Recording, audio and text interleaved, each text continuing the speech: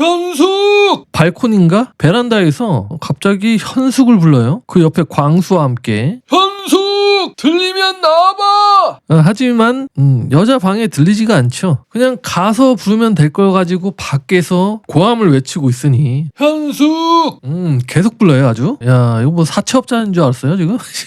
돈 안 갚으면 죽을 줄 알아? 다른 사람은 안정을 추구하는 사람인데 그런 사람이 나한테는 리스크가 크다라고 본인도 안정을 추구하고 있잖아. 아니 이 사람 도대체 뭐야 이거?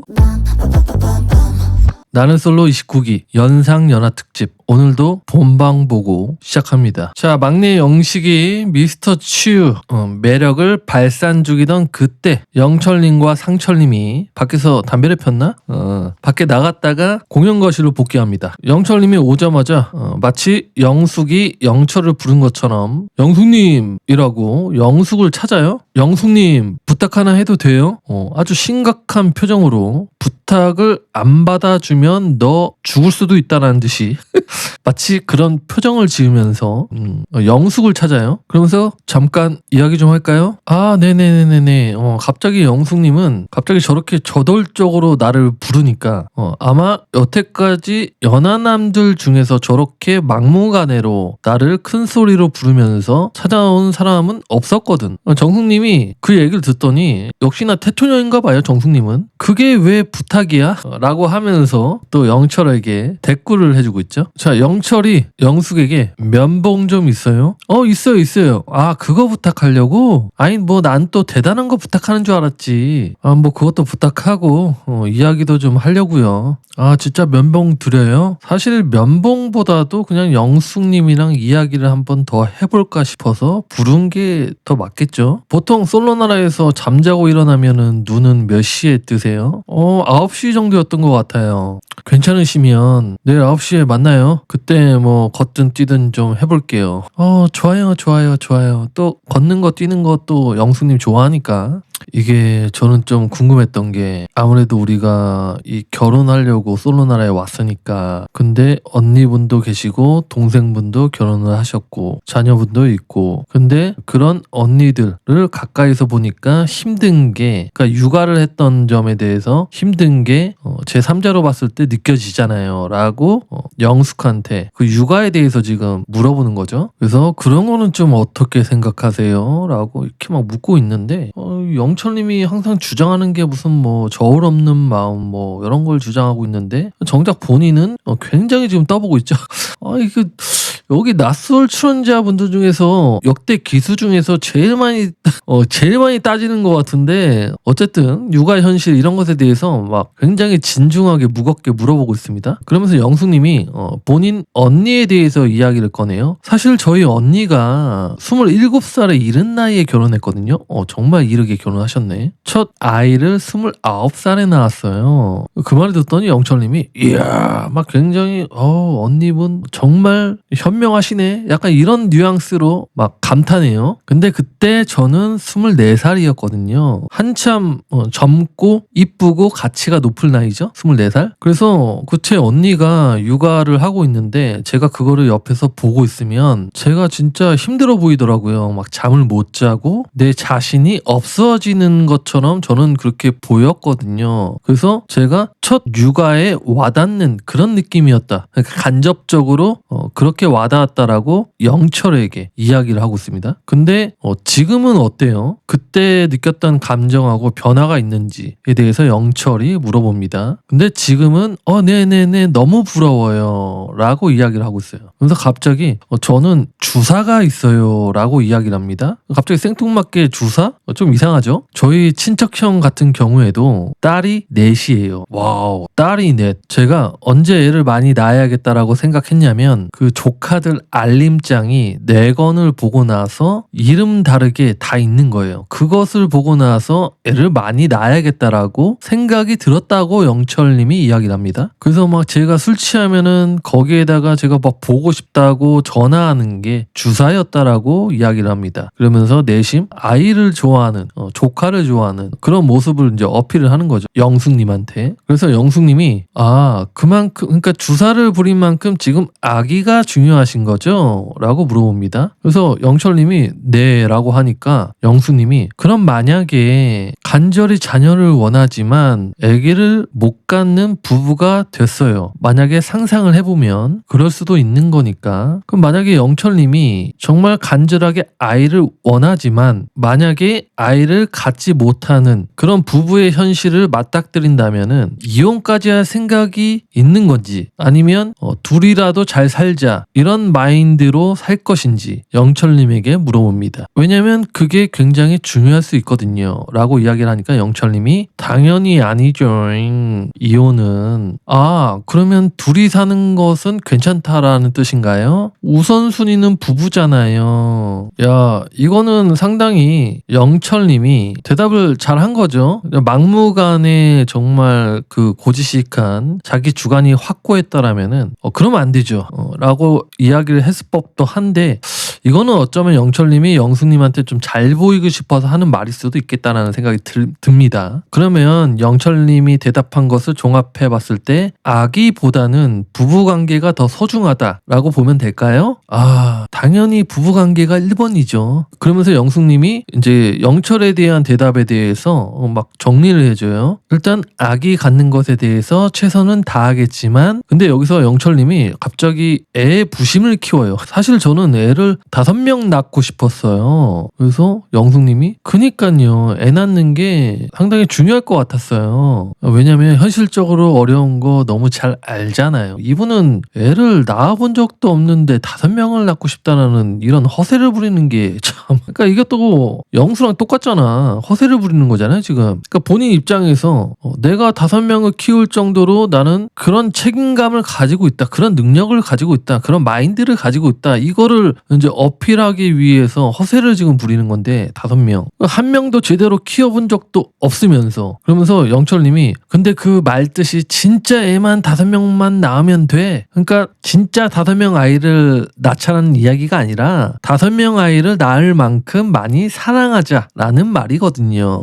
그래서 뭐 밖에서도 거의 뭐 미친 소리 많이 들어가지고 지금도 듣고 있죠. 지금도 아주 난리가 아니잖아요 지금 미친 소리가. 안정적인 것에 대해서 어떻게 생각해요? 라고 영숙님한테 물어봅니다. 지금도 상당히 좀 어려운 질문들을 많이 하고 있습니다. 안정적인 것 이것도 상당히 추상적으로 이야기를 하고 있어요. 뭔가 본인이 질문하려면은 뭐 찝어주던가 어떠한 상황에 대해서 이야기를 한다던가 무슨 여기가 무슨 철학 질문입니까 지금?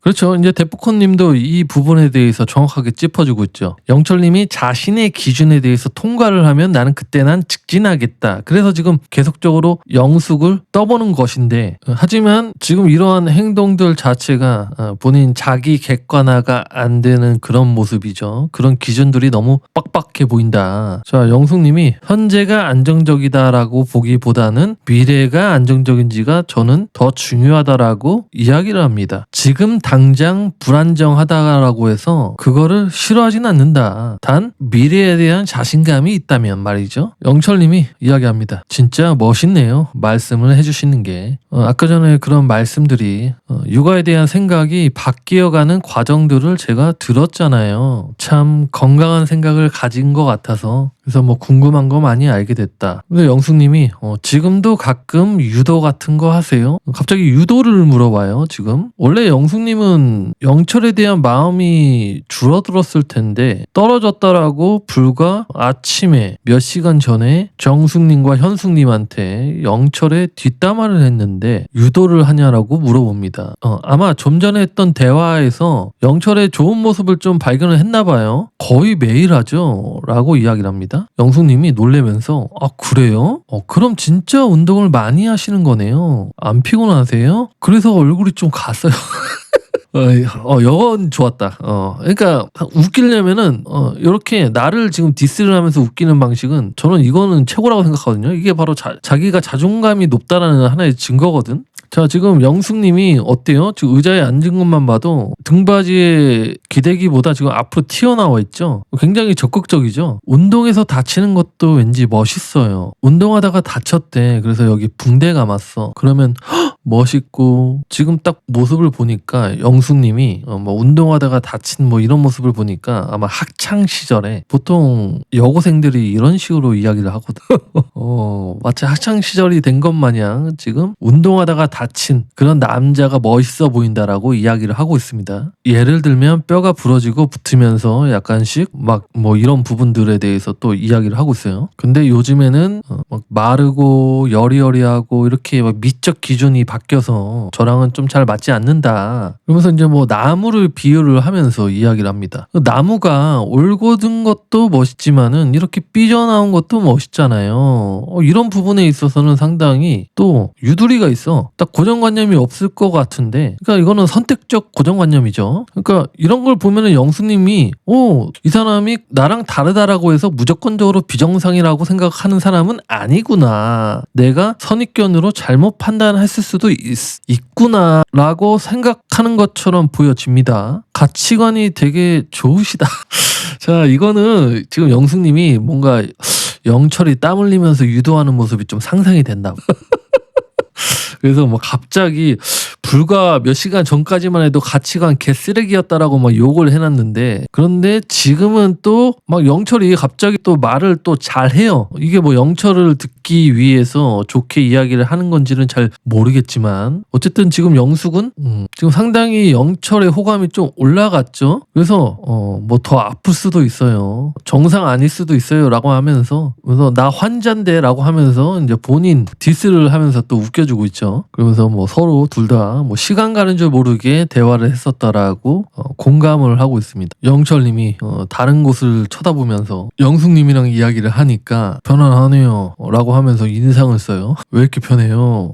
표정은 거의 인상인데, 이것도 이제 좀 여성들로 하여금 좀 뭐라고 하냐, 색다르게 인상을 주는 거죠. 마치 영수가 귀여운 페이스, 베이비 페이스에 허세를 부리듯이 지금은 영철님이 상당히 험악한 인상을 쓰면서 말은 이쁘게 하는, 말도 그렇게 이쁜 건 아닌데 어쨌든 간에, 그래서 이제 진짜 편했다, 오랜만에 또 좋은 사람하고 좋은 이야기 한 것 같다라고 대화를 마무리 짓습니다. 자, 영철님이 인터뷰합니다. 제가 영수님에 대해서 생각하는 마음, 죽이죠. 좋아요. 너무 좋다는 말이죠. 좀 영수님이 재미없을 수도 있을 것 같다는 생각이 드는데, 가치관에 대해서 이야기를 많이 했고 어떤 삶을 원하느냐 그런 따분한 이야기를 좀 길게 했는데, 영숙님이 기분 안 나쁘게 받아주셔가지고 더 좋다라고 이야기를 하고 있습니다. 막 답답하고 재미없어 막 이렇게 할 수 있는데, 보통 아마 영철님은 이런 경험이 많았을 것 같아요. 쟤 너무 답답하다, 재미없다. 그래서 본인도 은연중에 나랑 대화하는 사람들은 이렇게 느껴질 수 있겠구나라고 생각했는데, 그런데 영숙님은 내가 가지고 있던 데이터베이스에 나한테 막 답답하고 재미없어 말하는 여자들과 달리 성실껏 대답도 해주고, 그런 태도를 보니 영숙님이 나를 나쁘게 생각하지는 않는구나 라는 생각이 들었다라고 이야기를 합니다. 자, 그럼 영숙님의 마음을 한번 볼까요? 자, 그 공연거실에서 영철님이 용기 있게 소리 지르면서 영숙님 대화해요 라고 했는데, 저한테 막 이야기 한번 해보자고. 사실 그 모습도 저는 남성다웠다라고 이야기를 합니다. 영숙님은 남성미를 상당히 중요하게 보는 것 같다라는 느낌이 듭니다. 어제랑은 또 확실히 달랐고, 아무래도 그 영숙님 집안이 상당히 금수저에다가 모르겠어요. 그냥 그럴 가능성이 굉장히 커 보이는데, 그리고 그 집안이 되게 뭔가 의사 집안이잖아요. 그러니까 뭔가 지성인들이 많단 말이야. 근데 그런 지성인들이 많은 그런 가정에서 태어난 그런 환경에 있는 사람들이 보통 이제 반대되는 성향한테 엄청 끌리는 것 같아서, 그래서 아마 좀 뭔가 남성적인 영철에게 끌리는 게 아닐까라는 생각도 한번 해보고요. 어제랑은 또 확실히 달랐고요. 좀 더 진지하고 건설적인 이야기를 좀 더 하셨고, 유도 얘기라든지 이런 것들을 얘기를 하면서 좀 더 저의 호기심을 불러일으켰다라고 이야기를 합니다. 자, 그렇게 영숙과 대화를 마치고 온 영철이 숙소에 복귀합니다. 현숙! 발코니인가? 베란다에서 갑자기 현숙을 불러요. 그 옆에 광수와 함께 현숙! 들리면 나와봐. 하지만 여자 방에 들리지가 않죠. 그냥 가서 부르면 될 걸 가지고 밖에서 고함을 외치고 있으니 현숙 계속 불러요 아주. 그래서 이제 뭐 안 들리나 보다라고 말하면서 직접 찾아갑니다. 그냥 애초에 직접 찾아가지 그냥. 현숙님, 야 이거 뭐 사채업자인 줄 알았어요 지금? 돈 안 갚으면 죽을 줄 알아? 자, 갑자기 영철이 현숙을 찾으니까 여성 출연자분들 갑자기 깜짝 놀라죠? 잠깐 봐도 돼요? 자, 영철님의 말투나 이런 분위기가 좀 여자들 입장에서 좀 재밌으면서도 좀 고쳐주고 싶나 봐. 그래서 영자가 영철님 지금 뭐 싸우러 왔어요? 유도 한 판 뜨자는 거야 뭐야? 라고 하면서 괜히 영철에게 말을 겁니다. 자, 그렇게 현숙은 나오고 그러면서 영철이 현숙을 보자마자 안 들렸어요? 저 아까 밖에서 소리쳤는데. 안 들렸구나. 자, 그러면서 또 영자가 다시 영철을 부르더니 다시 예쁘게 말해보세요. 부드럽게. 막 학생 가르치듯이 막 가르쳐요. 근데 그 옆에 또 순자도 같이 동조해서 현숙님 같이 대화할 수 있을까요? 이렇게 해보자 라고 하는데 말 좀 해도 돼요? 그냥 아예 사람 말을 개무시를 해버리죠. 이런 게 이제 영철다운 거죠. 자, 지금 현숙님하고 영철님이 대화를 하는데 현숙님 지금 긴장한 거 보세요. 아주 그냥 올곧죠. 지금 자세가 허리 빳빳하게 세우고. 자, 영철님이 물어봅니다. 자, 미래에 어떤 삶을 생각하고 있는지. 자, 야, 지금 벌써부터 또 철학적인 질문 또 시작하게 됐어요. 또 진중한 무겁고 진중한 질문. 자, 이게 뭐 면접 보는 거야 뭐야 이거? 현승님은 무슨 지금 면접 보러 온 것처럼 막 굉장히 긴장한 상태로 지금 대화를 하고 있죠. 저는 재테크에 관심이 많고 상당히 지금 경직되어 있는 자세입니다, 현숙님. 그리고 저는 앞으로 더 큰 약국을 하고 싶고 자녀를 낳더라도 일은 좀 계속 하고 싶다. 그래서 영철님이 예를 들면 현숙님이 좀 안정적이잖아요, 사실. 예를 들면 투자나 지금 재테크에 관심이 있다면 어딘가에 투자를 하고 있다는 말인데 하려고 하고 있어요. 지금 한다는 게 아니고요. 지금 하고 있다는 게 아니라 하려고 하고 있다. 근데 성향이 맞을까요? 안정적인 걸 추구하시는 분이 투자가 성향에 맞을까요? 감히? 지금 이것도 지금 영철님이 지금 무례한 거죠. 선을 넘는 거죠. 아니 투자를 하던 말던 간에 뭔 상관입니까? 본인이? 예? 투자가 성향에 맞을까요? 그러면서 현숙님은 또 이것에 대해서 성실껏 답을 내줍니다. 저는 투자에 되게 안정적입니다. 하이 리스크를 가지는 뭐 코인, 주식, 투자 이런 거 안 하고요. 진짜 그런 거는 할 생각이 없고 저도 저희 집 부모님 두 분 다 공무원이셔서 되게 안정지향적이시고 보수적이시고 오랜 시간을 공무원 가정에서 자랐던 그런 안정적인 라이프 스타일을 벗어나기는 힘들더라고요. 여전히 저도 투자하는 스타일에 있어서는 안정적인 스타일이고 뭐 그렇다라고 이야기를 합니다. 그러면서 또 현숙님에게 안정적이다라는 것은 무슨 의미인지에 대해서 또 계속적으로 재고 있습니다. 현숙이 어떤 사람이라는 것을. 현숙님이 어쨌든 삶이 크게 바뀌지 않는 거 아닐까요? 그리고 예측 가능한 범위 내에 있는 거. 그러면서 영철님이 어차피 지금은 이 정도로만 이야기를 하고 또 준비하셔야 되니까 라고 대화의 마무리를 하는데 이게 무슨 대화인가요? 뭐 대화가 저 일상적이지 않죠. 이게 그냥 단순히 결혼하기 위한 대화. 그러니까 이런 분들은 이제 스몰 토크가 안 되는 거거든. 여성분들이 가벼운 조크라든지 그런 것들이 있어야 되는데 뭐 저울 없는 마음이다라고 본인은 재지 않는다라는 식으로 이야기를 하지만 정작 이 누구보다 지금 가장 많이 재고 있죠. 방금도 영숙님도 지금 영철에 대해서 이성적인 호감이 있기 때문에 그나마 대화가 가능했던 것이지 지금 현숙님처럼 저렇게 이성적인 호감이 없는 상황에서 무슨 면접관이 된 듯이 막 본인 질문만 막 하고 있으니 무거운 질문만 하고 있으니 이게 어떻게 대화라고 볼 수가 있겠습니까? 안정을 원하는 사람하고는 만나기 힘들 거라고 생각해요. 아니 안정을 원하는 사람하고 만나기 힘들 거라고 생각하는 사람이 애를 뭐 5명을 낳고 싶다는 이야기를 해요. 안정을 추구하는 그 마음이 크신 분한테는 저한테는 약간 리스크가 크죠. 아니 이 말 자체도 좀 내로남불 아니야? 다른 사람은 안정을 추구하는 사람인데 그런 사람이 나한테는 리스크가 크다라고 본인도 안정을 추구하고 있잖아. 아니 이 사람 도대체 뭐야? 제가 변동을 할 거니까. 그러니까 지금 하고 있는 직장이 안정적이지 않나 봐요. 그래서 제작진이 물어봐요. 일부러요? 일부러라도 바꾸죠. 고인물은 썩을걸요? 어찌됐든 사업을 한다든지 아니면 어떤 것을 꾸려나가는 것을 하지. 근데 월급쟁이로는 남아있을 수는 있지만 더 좋은 사람이 들어와야 할 때 떠날 줄도 알아야 하는 상황이 올 거라고 믿어요. 그러니까 뭐 본인이 잘리기를 원한다는 거야 뭐야 이거.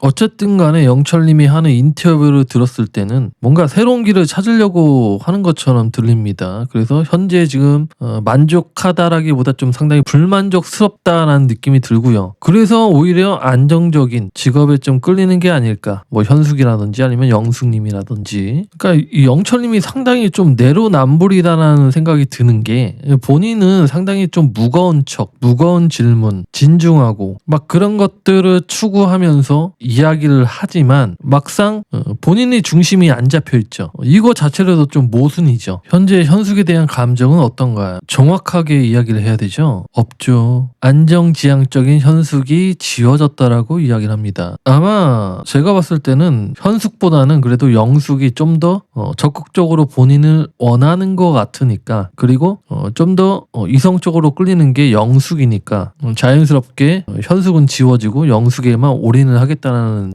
하겠다라는 뜻으로 보여집니다. 자, 여러분들의 보시기에는 어떤가요? 과연 이 영철님이 어떤 사람으로 보입니까? 여러분들의 생각이 궁금합니다. 댓글로 남겨주세요. 저는 그러면 다음 영상으로 찾아뵙도록 하겠습니다.